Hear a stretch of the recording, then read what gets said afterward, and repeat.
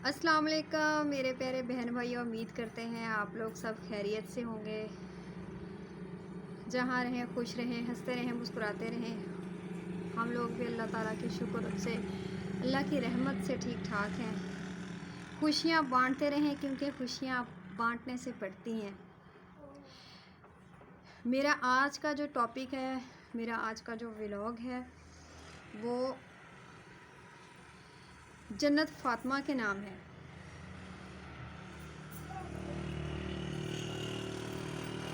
जन्नत फ़ातिमा का नाम मेरा ये पैगाम है। हमारे मुल्क की एक छोटी सी कली जो है वो मुरझा गई है। हमारी कौम, पूरी कौम इस गम में निढाल है। मेरी पूरी कौम से ये अपील है कि इस जालिम बाप को इबरतनाक सज़ा मिले, लेकिन ना फांसी मिले ना कत्ल किया जाए।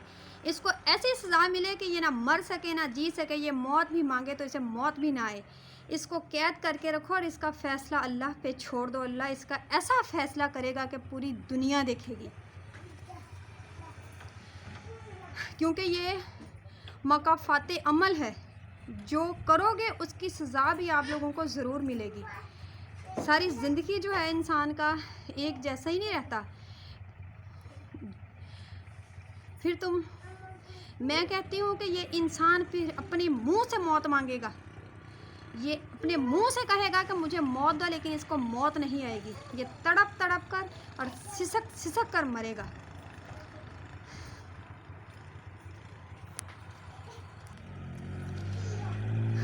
ताकि ये दुनिया की सज़ा भी हासिल कर सके और आखिरत की भी। अगर हम इसे फांसी पर चढ़ाते हैं तो या इसे कत्ल करते हैं तो इसकी दुनिया की सज़ा तो एक दफ़ा की है, ये ख़त्म हो जाएगी। इसको ऐसी सज़ा में रखा जाए कि इसको दुनिया देखे और ये अपना अंजाम दुनिया में भी अदा करे और आखिरत में भी। इस जालिम बाप ने ऐसी कली को मुरझा दिया जिसने ना इसे कोई दुख दिया, ना तकलीफ़ दी, ना उसने कुछ इससे मांगा। ये कलियां, ये फूल जैसी बच्चियां कहाँ मिलती हैं? हमारे नबी जिसकी हम उम्मत हैं, उनसे जाके पूछें कि हमारी बेटियां, ये जो हम खुद बेटियां हैं, आपने जिसके साथ शादी की है, आपकी बीवी क्या है? किसी की बेटी नहीं है? आपकी माँ किसी की बेटी नहीं है? एक बेटी ही पैदा करती है, अगर वो बेटा पैदा करे या बेटी पैदा करे। ये अल्लाह ताला का अमल दखल है। इंसान के अख्तियार में तो कुछ भी नहीं है कि वो ना मर्द के अख्तियार में है ना औरत के अख्तियार में है, कोई भी नहीं। ये फूल जैसी बच्चियां, ये दिल करता है कि इन बच्चियों को मार दिया जाए? कभी भी ये दिल नहीं करता। ये इस इंसान ने हमारी इस कौम की कली को अभी फूल बनने से पहले तोड़ दिया है। मैं पूरी रात इस वजह से सो नहीं सकी। बहुत ज़्यादा परेशान थी मैं कि आखिर उस बच्ची ने इस इंसान को दुख क्या दिया था। वो बदचलन होती, अगर बड़ी होती, वो बदचलन होती, तब उसे मारता तो तब भी कोई बात समझ में आती। ना उसने आपसे कुछ मांगा, ना आपसे कोई तकाजा किया, ना आपने क्या। वो आप इंसान अपनी किस्मत लेकर आता है। जिस रब ने उसे पैदा किया था उसने उसके लिए सारे वसीले भी बनाए थे। आपने उसे कैसे इतनी बड़ी सजा दे दी? मैं तो पूरी कौम से यही अपील करूंगी कि उस इंसान को कोई भी फांसी ना दी जाए, ना उस इंसान को मारा जाए, कत्ल किया जाए, कुछ भी ना किया जाए। उसको ऐसी सजा दी जाए कि वो खुद अपने मुंह से मौत मांगे और उसे मौत ना आए। इतना बड़ा जुल्म हो गया है हमारे मुल्क में। एक बच्ची की जान कैसे ले सकता है एक बाप? मासूम बच्ची, अभी के वो इस दुनिया में आके उसने आंखें खोली थी कि उसने ये हमारी कली। मैं सोच सोच के परेशान हूँ। मेरी 2 बहनों के बच्चे नहीं हैं।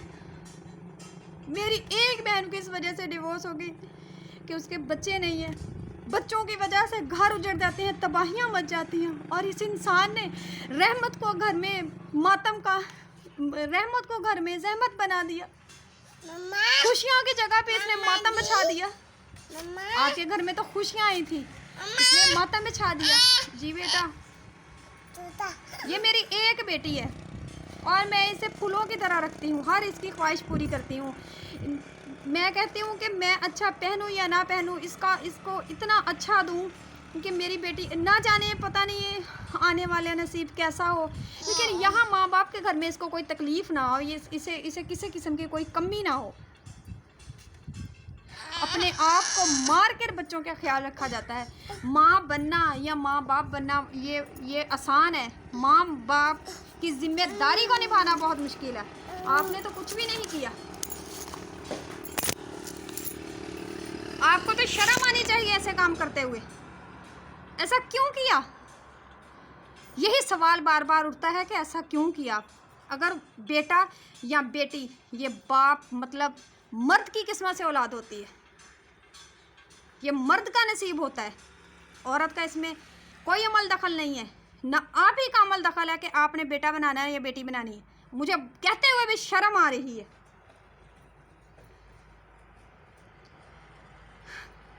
मुझे बहुत दुख हो रहा है। मैं कह रही हूँ कि पता नहीं वो मासूम माँ अपनी इतना बड़ा ये दुख लेके कैसे जी रही होगी। मुझे खुद ये समझ नहीं आ रही कि वो कैसे जी रही होगी।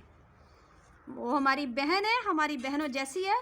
अल्लाह ताला उसको सब्र जमील अता फरमाए। मैं कहती हूँ रब अपना हाथ रख के उसके दिल पे उसे सब्र दे तो उसे सब्र आएगा। जो कुछ हुआ है वो हम बर्दाश्त नहीं कर सकते तो वो कैसे करेगी? अगर हम बर्दाश्त नहीं कर सकते तो वो कैसे करेगी? ये फूल जैसे बच्चे ये नहीं मिलते।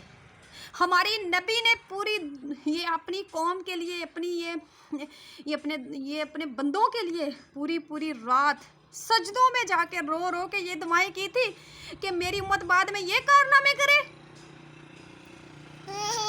हमारे नबी जब रोते थे तो ज़मीन पे घास उग जाता था। इतना ज़्यादा रोते थे कि ज़मीन तार होके उसके अंदर से घास निकाल आता था। किसके लिए? अपनी उम्मत के लिए कि या अल्लाह मेरी उम्मत, या अल्लाह मेरी उम्मत, या अल्लाह मेरी उम्मत। आई एम सॉरी अगर महक आप लोगों को शोर कर रही है, तंग कर रही है, तो घर में मैं अकेले ही होती हूँ, ये मेरे साथ होती है, कोई और नहीं है कि ये इसको पकड़ ले।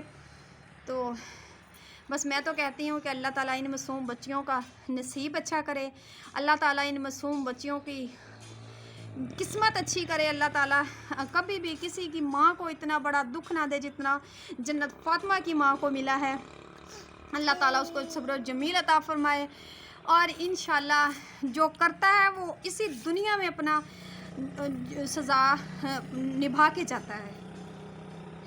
इस इंसान ने दरिंदगी की हद कर दी। नौजवान बच्ची को अगर मार दिया जाए तो उसकी कोई ना कोई वजूहात सामने आती है, लेकिन ये तो अभी तो ये कली थी हमारे मुल्क की, अभी ये कली बनी थी, अभी तो फूल भी नहीं बना तो इसने तोड़ दिया। प्लीज़ अपने घरों को खुशियों का, अमन का गहवारा बनाएं। अपने घरों में इतना सुकून पैदा कर दे। जिस घर में सुकून होता है वहाँ पे रिज़्क़ की बहुत ज़्यादा अल्लाह ताला की रहमत होती है। सुकून से ही सब कुछ होता है। मैंने भी बहुत सारे ऐसे दिन देखे हैं जहाँ पे मुझे रोज़ बहुत ज़्यादा जलील किया जाता था, बहुत रोज़ाना मुझे रोना पड़ता था। मैंने बहुत ज़्यादा दुखी दिन गुजारे हैं और दुखी ज़िंदगी है मेरी। मैंने आप लोगों को अपनी ज़िंदगी पे कुछ भी नहीं बताया। मेरी ज़िंदगी की कहानी काफ़ी तवील है। मैं आप लोगों के साथ, अगर आप बहन भाइयों का साथ रहा तो मैं ज़रूर शेयर करूँगी। मेरे चैनल को प्लीज़ लाइक करें, शेयर करें, सब्सक्राइब करें, बेल आइकन का बटन लाजमी प्रेस करें ताकि मेरे हर आने वाली वीडियो का नोटिफिकेशन बर वक्त आप लोगों तक पहुंच सके। आप बहन भाइयों का साथ मुझे आगे तक लेके जाएगा और इंशाल्लाह मैं आगे से आगे कोई ना कोई अच्छे से अच्छे टॉपिक को लेकर आया करूँगी। आसिया साकिब डेली रूटीन व्लॉग जो है वो तो मैंने बनाया, लेकिन मैंने उसमें सोचा कि मेरी सारी बहनें इस तरह के वो बनाती हैं व्लॉग, उसमें हर इंसान को कुछ ना कुछ देखने के लिए मिल जाता है। मैं भी अपनी डेली रूटीन व्लॉग में कुछ ना कुछ शेयर किया करूँगी, लेकिन मेरा सबसे अहम जो टॉपिक है, मैंने सोचा है कि इसके ऊपर मैं अपनी बहनों को, भाइयों को एक अलग अलग टॉपिक लेकर आऊँगी और उन लोगों को उनकी खिदमत में पेश करूँगी। हो सकता है मेरी एक बात किसी बहन या भाई के दिमाग में आ जाए और उनकी ज़िंदगी बदल जाए। प्लीज़ अपनी ज़िंदगियों को ख़तरे में ना डालो। क़यामत की निशानियां हैं, क़यामत आने वाली है अनकरीब। इस दुनिया ने तबाह हो जाना है। जो इस दुनिया के हालात हैं, पूरे पाकिस्तान के हालात बहुत ज़्यादा परेशान कुन हैं, और ऊपर से ये महंगाई बहुत ज़्यादा परेशानी होती है। इसमें महक को बहुत ज़्यादा तंग कर रही है। इसमें गोद में बैठना है, तो महक सलाम करो, सलाम करो। हाँ जी, अब आप लोगों के हौसले अफजाई के साथ मैंने आगे से आगे बढ़ना है, और इंशाल्लाह मैंने ये सोचा है कि मैं अच्छे से अच्छे टॉपिक पे बात किया करूँगी। जुमे के दिन में जुमे के बारे में आप लोगों को बताया करूँगी, और रोज़ का मेरा एक अच्छे से अच्छा टॉपिक हुआ करेगा। नमाज के बारे में, रोज़े के बारे में, तरावी के बारे में मैं आप लोगों को बताया करूँगी इंशाल्लाह। अल्लाह ने चाहा तो हम अच्छे से अच्छे अपनी तरफ से बातें लेकर आते हैं आप लोगों के लिए, कि हमारे किसी बहन भाई को अगर हमारी कोई बात अच्छी लग जाए तो शायद उनकी ये ज़िंदगी की सबसे अहम बात हो। कुछ बातें ऐसी भी होती हैं कि इंसान को इंसान उनको तलाश कर रहा होता, लेकिन वो बातें उसकी समझ में नहीं आ रही होती। तो मेरे बहन भाई मुझे सपोर्ट करें, मेरा साथ दें आप। मैं बहुत तन्हा हूँ, अकेली हूँ, अपने बच्चे के साथ बहुत टाइम मुश्किल से निकाल के आप लोगों के साथ बातें करती हूँ। मुझे ऐसा लगता है कि जैसे आप लोग मुझे सुन रहे हैं, मेरे साथ बैठे हुए हैं। मैं अपनी फैमिली आप लोगों को मानती हूँ। आप हमारी फैमिली की तरह हमारा साथ दें, क्योंकि आजकल के ज़माने में तो यही नफ्सा नफसी का आलम है। अपने तो बर्दाश्त कर ही नहीं सकते। हम लोग भी इसी तरह से तन्हा से हो गए हैं। हमेशा जिसके साथ भी अच्छा किया उसी ने हमारे साथ बुरा किया है। अल्लाह ताला हमें भी इंसाफ दे, मेरे छोटे से घर में अल्लाह ताला खुशियाँ दे। और मेरी दुआ है कि अल्लाह ताला महक के बाबा को यहाँ पर कोई छोटी सी कोई अच्छी जॉब मिल जाए, वो हमारे साथ रहें। हम माँ बेटी बहुत ज़्यादा परेशान होती हैं। हम बस आप लोगों ने मेरे लिए दुआ करनी है, आप लोगों ने मेरा पूरा साथ देना है। मेरी आप लोगों से बार बार ये दरख्वास्त है, प्लीज़ अगर मेरे किसी बहन भाई को मेरी ये बात कोई बुरी लगी हो तो मैं माज़रत करती हूँ, क्योंकि सच हमेशा कड़वा होता है। एंड में मैं आप लोगों के साथ अपनी नानी अम्मी का एक छोटा सा कॉल जो है वो शेयर करूँगी। जब मैं थी 11 साल की, तो मेरी अपनी बहन के साथ ना छोटी सी बात पे थोड़ा झगड़ा सा हुआ। तो नानी अम्मी आई हुई थी और मैं थी अपनी सारी बहनों से छोटी। तो नानी अम्मी ने मुझे एक कॉल बताया, मैं नानी अम्मी की ही तरह सुनाऊंगी। सब्र करो रब अजर देवेगा, सब्र नियामत पारी, सब्र दा रुतबा वड्डा ते रब करेगा जारी। नानी अम्मी ने मुझे ऐसे बताया, तो मुझे समझ नहीं आई। मैंने नानी अम्मी से कहा कि आप ना मुझे फिर ये समझाएं। क्या हुआ? एक मिनट एक चुप। फिर मैं बोरे वाले भाई को बुलाऊं?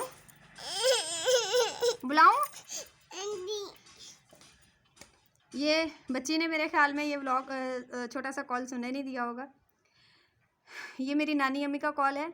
मुझे समझ ना आए तो मैंने उनसे कहा फिर मुझे नानी अम्मी बताएं कि आपने क्या कहा। फिर उसने मुझे बताया, ओ सब्र करो रब अजर देवेगा, सब्र नियामत पारी, ओए सब्र दा रुतबा वड्डा ते रब करेगा जारी। नानी अम्मी ने मुझे कहा कि सब्र करने वालों के साथ अल्लाह होता है, वो अल्लाह अपने ज़िम्मे ले लेता है और उसका इंसाफ अल्लाह ने करना होता है। मेरी बहन आप सब्र करो और अंजाम इस शख्स का अल्लाह खुद लेगा। अल्लाह इसको इस दुनिया में भी इसकी सज़ा देगा और आखिरत में भी। अगर मेरी वीडियो अच्छी लगे लाइक करना, कमेंट करना और शेयर करना, और मुझे अपनी दुआओं में याद रखना, क्योंकि हम आपको अपनी दुआओं में याद रखते हैं। अल्लाह हाफिज़।